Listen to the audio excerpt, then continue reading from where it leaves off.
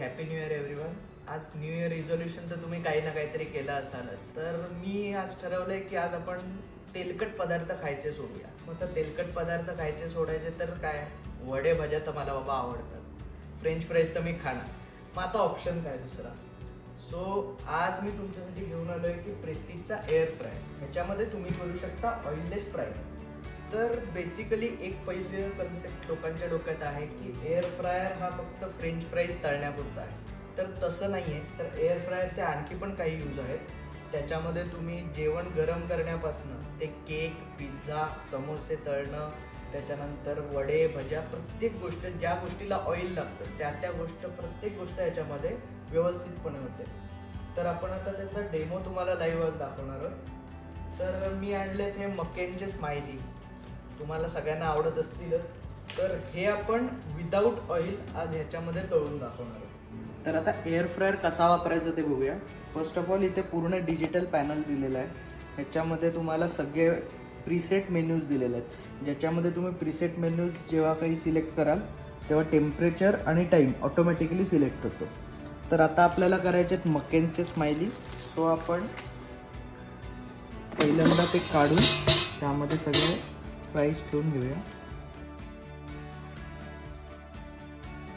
So हे नुसते ठेवायचे, तुम्हाला ऑइल वगैरे काही करायची गरज नाही आहे.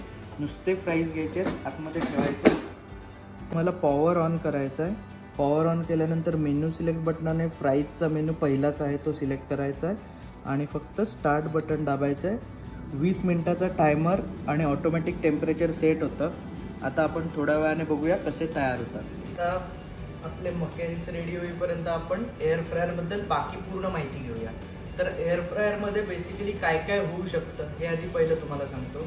त्यामध्ये पिझ्झा होऊ शकतो, केक होऊ शकतो, तंदुरी आयटम होऊ शकतात, फिश ग्रिल होऊ शकतात, समोसे होऊ शकतात, भज्या होऊ शकतात, वडे होऊ शकतात. प्रत्येक गोष्ट जी तुम्हाला खावीशी वाटते पण फक्त अनहेल्दी ऑइलमुळे तुम्ही खाऊ शकत नाही, ती प्रत्येक गोष्ट तुम्ही आपल्या या एअर फ्रायर मध्ये करू शकता.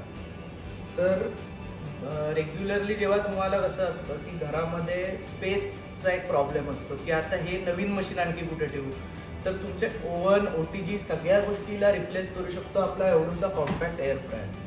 एअर फ्रायर तुम्हाला एकतर स्पेसमध्ये सेव्ह करतो.